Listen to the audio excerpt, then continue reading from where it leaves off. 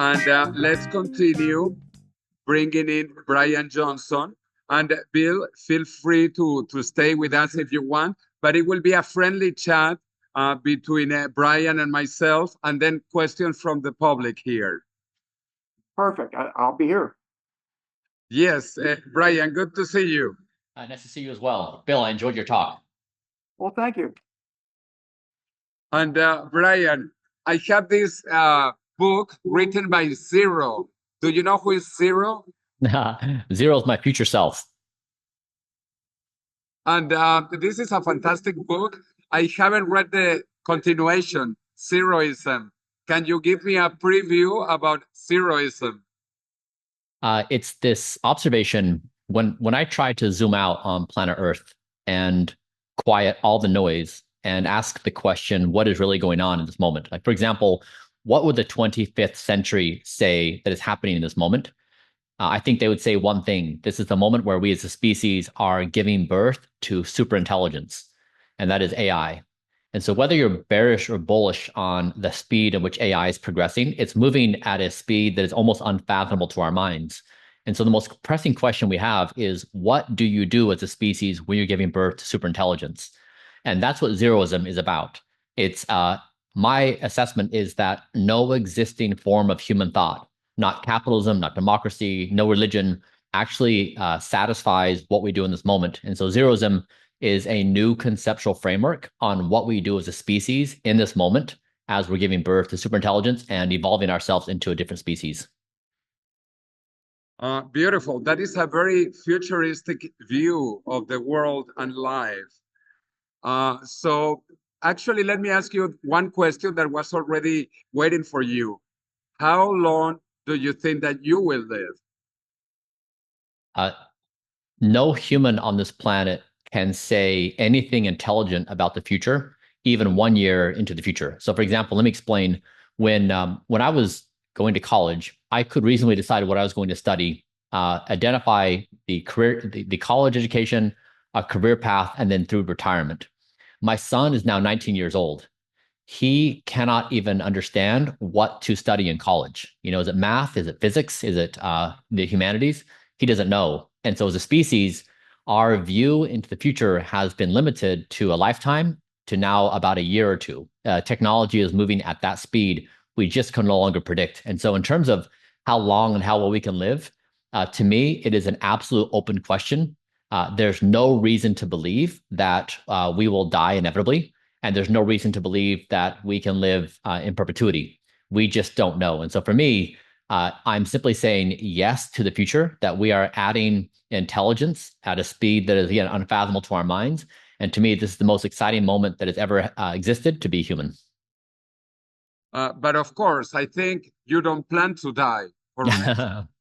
Exactly. I think this is basically just in the past, let's just say 5 years, is the first time in our evolutionary history where an intelligent human can say, we may not die. And say so with a straight face and have a reasonable path of saying that, of being credible. It's just like it's the combination of medical advance and then also the sheer strength of computational intelligence. You are the most famous biohacker in the world. Actually, you spoke last year at RADFest. Bill Falloon and myself, we go all the time to the Revolution Against Aging and Death in Anaheim, California, where you spoke last year. This year, there were many talks about you, presentations about you, magazines about you, of course, your books as well. So you are the #1 biohacker. So what do you think about scientists who tell you, oh, you are not scientific? He's just a biohacker. He's just a guy with money who doesn't know what to do with it. Who says that? Some people, maybe Bill. Bill, you know someone who has said that? Do you want to reply to Brian? Well, so first of all, let me just say, Jose and Bill, I'm grateful for you guys. I'm grateful that you have been in the game for the duration you have. I appreciate your contributions. I appreciate that I get to follow in your footsteps. So thank you for what you've done. Well, you're welcome. And I always defend what you're doing, Brian, and everyone's doing. I mean, we're intelligently seeking to delay aging while typical people are doing the opposite. They're engaged in bad habits that are killing them sooner. So I'd like to think we're several steps ahead of the typical person, which is why the media sometimes jokes around about what we're seeking to accomplish, but they are reporting on it fairly. We're attempting to live a long time, if not forever. We're putting a lot of science into it. Yeah. And so, I mean, Jose, to answer your question, I mean, I think the critiques are great. I love, I mean, the endeavor, I guess what I've tried to do is be transparent and open. And criticism is a natural part of scientific discovery. And they're appropriately identifying the limitations of what I'm doing. I'm n equals 1. This is not a controlled study. It has its limitations. So their critiques are great. They're fine. I welcome them. I also welcome the haters. This is the process in which we humans figure new things out. And so I'm just happy to be in the game. I think it's really exciting and fun. And I welcome everyone's opinion from whatever vantage point where they're at. Beautiful. Some people are not aware of the blueprint protocol, and the ones who are aware might say this is bullshit, this blueprint protocol. So can you tell us what it is and why it is good? Yeah, I mean, so I'm chronologically 47. And I would say my biomarkers are competitive with an 18-year-old.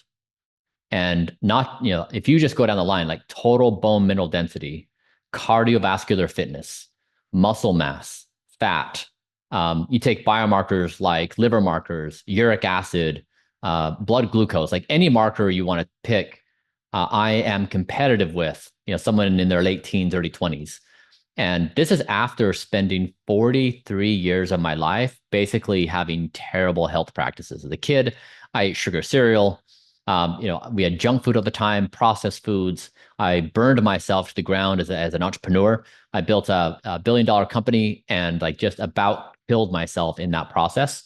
So the fact that my body can bounce back after 43 years of abuse is insane. And so if I can do it, you can do it. The protocols I have are actually very straightforward. It's just, getting good sleep, exercising daily, and eating well, and then trying to avoid the bad stuff. Yes, I do a few advanced therapies. I've tried plasma. It didn't have an effect, by the way. I've tried some other advanced therapies, but generally speaking, the power laws of health are within everyone's reach. And the majority of these things are very cost affordable. So yeah, I've become the most measured person in human history. There's more data on my body than anyone. And it's basically just a demonstration that what we've been told our whole lives about the basics of sleep, diet, exercise are real. That if you do these things, you can achieve significant improvement in your health markers. So I hope that's the inspiration. It is not the outcome that, I'm some crazy eccentric Patrick Bateman, Prometheus billionaire that is doing something that is inaccessible. It is absolutely approachable and accessible for everyone. By the way, one of your medical doctors is here, Oliver Solman. He flew in from the United Kingdom. So we were talking great things about you and your protocol, just for info. But talking about the fact that you are the most measured person in the history of the world up to now, the most measured person. In fact, you measure every part of your body. And there is a lot of discussion or comments about your penis, because you are measuring your penis, your bedtime erections, and people say, you say that you have erections of a 19-year-old boy, but people say, what good is it if you don't use it? I mean, so first of all, we've been trying to help people understand this process that you can measure a certain biomarker, and then you can apply science to improve that biomarker. So we did things, for example, with the thymus, an organ that is responsible for immune system function. And everyone was kind of like, I don't care. But when you talk about boners, people are like, wait, what? What are you talking about? I mean, that is something that is relatable. It's something that people care about. And so for example, if people who have erectile dysfunction have an increase, has 70% likelihood of mortality, right? It's a significant risk. And so here's what's tangible, is when someone is not sleeping well, nighttime erections almost vanish. And so it demonstrates what is the cost on the body when you're not taking care of basic health functions. And so, yes, like we basically have been trying to demonstrate that real life health practices have many significant effects on your health and well-being. And these things tie to daily happiness, but also long-term health span, lifespan. So yeah, we've tried to meet people where they're at and explain these concepts in ways they understand. And yes, you're right. Like my nighttime erections are the length of the Titanic. The movie Titanic is 3 hours and 8 minutes long. And that is the average duration of my nighttime erections. They happen in 5 episodes. And that's basically better than the average 18-year-old. And so nighttime erections are a significant biomarker for cardiovascular health, psychological health, and overall fitness. We are in Spain. All of us drink here olive oil. And people are wondering about your snake oil because for what I discovered, half of it is coming from Spain. Half of the olives come from Spain and the other half from Portugal, more or less. So why did you call your olive oil snake oil? Because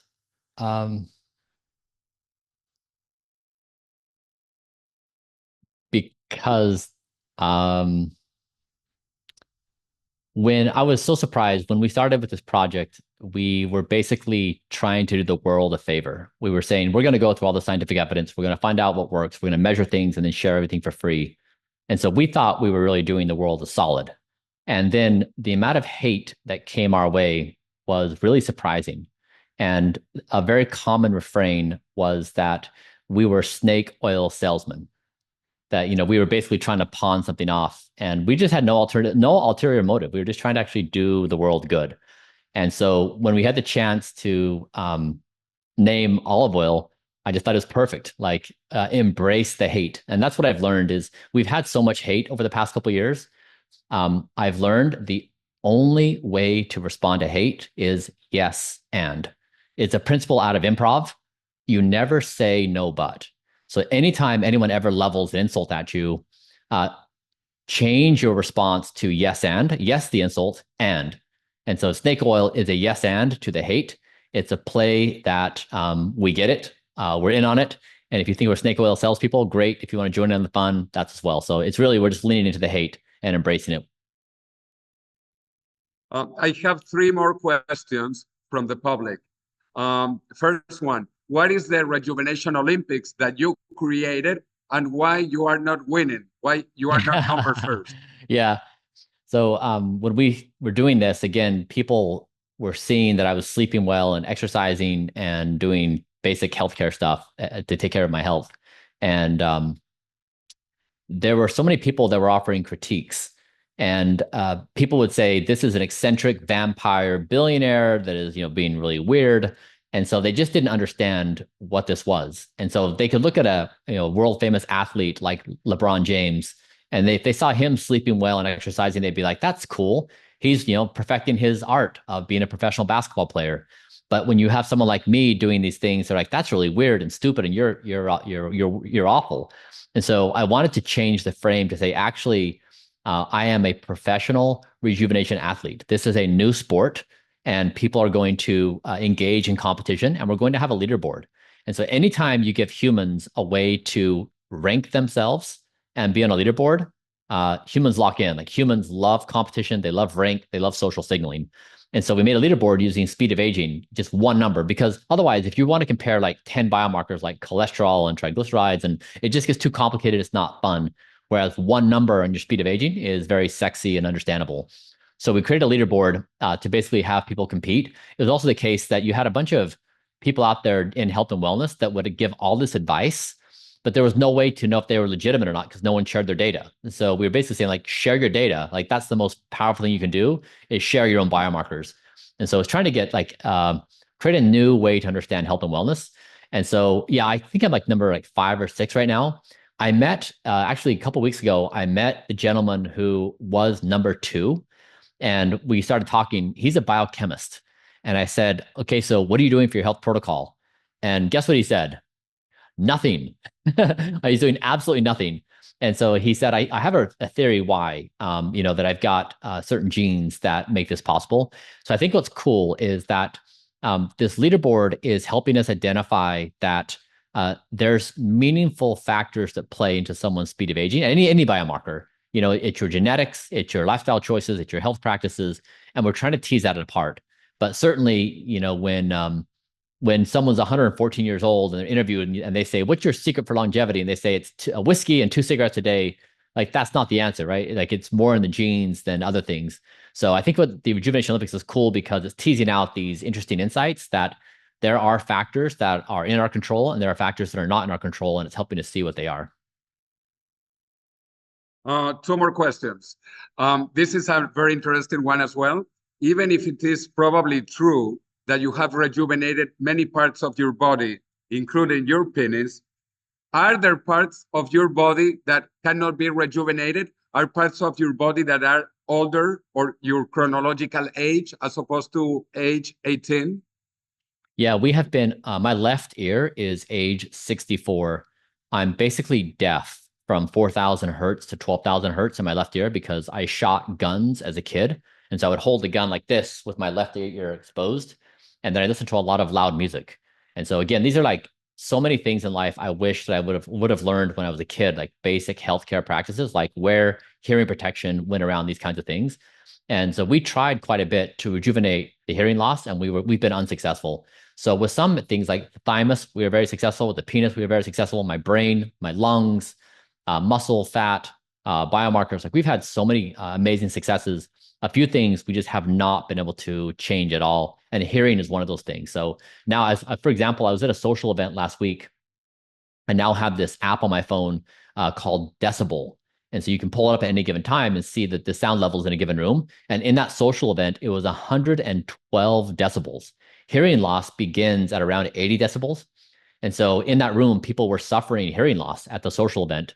So I left the room, but now everywhere I go, I'm measuring decibel levels. And you'd be surprised, like when you're working out in a gym and there's a coach, they're usually around like 100 decibels or so. Movie theaters are loud. So like we just have a society that's unaware of what levels of noise create hearing damage. And then you slowly lose that function. So these kinds of basic practices are helpful for everybody. And a final question here, which is a bit philosophical.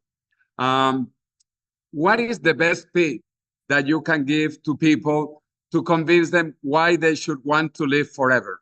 Yeah. I wouldn't try to convince people. When I was teaching my son how to swim, I learned that there were 3 ways I could do it. 1 is I could push him into the pool. 2 is I could jump in the pool and say, "Jump to me." Or 3, I could invite his friend over and show him his friend swimming. And it's the 3rd that works. People will want to be healthy when other people are being healthy. People want to live longer when other people want to live longer. And so it's not through the front door, it's through the back door. And so if you look at history, cultural change happens at scale from a very small subgroup of people. And so when scientists basically make the critique and they say, "Oh, Brian Johnson's stuff is not scientific, he's making no scientific contribution to the field," they don't understand the game I'm playing. The game I'm playing is from the vantage point of the 25th century. It's the moment in time when we as a species transition from death being inevitable to be able to radically extend our lifespans to horizons we just can't see yet. I'm after societal change, like the biggest change in the history of the human race. So it's not about doing controlled studies. It is about the shift as a species. And so to me, people will make that shift when living longer matches up with their present desires. Like people want to be fit, they want to be hot, they want to socially signal, they want to flex their status and their wealth. Like we just need to play to short-term human interests, and that's all good and fine. We don't need to live in some cloud of like high, like superficial imaginations. We just need to play to the immediacy of human wants and desires. but we can shift the humans' desire. We can shift the zeitgeist of what it means to be human. We just need a very small set of us to actually be successful in doing that. Well, that would be a beautiful ending, except for the fact that we have an extra question, a special condition. You have a big follower community in Spain, and the representative of the Don't Die group in Spain is here and wants to ask you a question. Hello, everyone. Brian, Barnes. Okay, my real name is Laura. I'm the team captain. I'm a team captain from Spain. Okay, and excuse me, and I am a software developer too. And I think it is important for us to understand that Blueprint isn't about injecting products on your penis or about getting younger plasmid. Okay, Blueprint is about a computing algorithm and how we can make health accessible and the norm and the cool things for young people like I and like Jason Talent. I'm 18, he's 19, and how we can make these cool teenagers. But how does the Blueprint algorithm contribute reducing healthcare costs? Because before we were talking about why diabetic patients are getting, okay, so how can the Blueprint algorithm contribute reducing healthcare costs and improving economic outcomes by promoting preventive health measures and personalized wellness strategies? Yeah. First, it's wonderful to see you. Thank you for being a Don't Die leader in Spain. Okay, thank you. Yeah, we're just a quick note. We are going to try to build out 100,000 local Don't Die leaders in the next 3 years. The goal is that 1 billion of us would self-identify with Don't Die by 2027. So we're just going to get started in earnest to be building these local groups around the world. So looking forward to working with you. On your question, I was just with the Singaporean government last week, and I'll tell you how they think about it, which I think is spot on. They say that they want to allocate 4% of GDP to healthcare. And so they watch the metrics very closely of where they're at and where the costs are coming from. And so they've implemented a few programs. For example, when someone turns 40 years old, they have a service where the person goes on to the Singaporean government website. They identify a primary care physician. They go there and they get a series of tests done. And then that is all paid for by the government. They have these programs where they try to find disease and problems early on and then play the preventative game. And by doing this, they're like, I don't know, the US is around 15 to 20%. It's substantially more than Singapore. But a proactive preventative care program, as we all know, is very successful in bringing down healthcare costs. So actually, yeah, being healthy is one of the most profitable things that any company or country or family could be engaged in, or individually. Like, there's very few things that pay more, that has a better return on investment than health. And that includes entrepreneurs building companies, that includes politicians in their job, every facet of parents raising children. Yes. So just the economics are overwhelmingly positive that health pays. Okay, thank you for your response. Okay, so Brian, thank you so much for your time, your drive, your ideas, your vision, your books, and all you are doing to push this movement forward. And the same to Bill Falloon, a person I greatly admired, what he has been doing with Life Extension Foundation to push the limits of the research on longevity is incredible. We admire you both, and we are so happy to finish this conference in Spain, except for some prizes and then cocktail and party. But for you, it is finished, and we want to give you a big applause to both of you. Thank you, friends. And Jose, thank you for putting this together. Thank you for having us and for your generosity. I'd express appreciation to you. You've been laboring, very hard for many years. So thank you for what you do. All the books you've written, the community you maintain. Thank you for your presence in the world. Appreciate you. Live long and prosper. Live long and prosper. Good to see you, friend. Bye.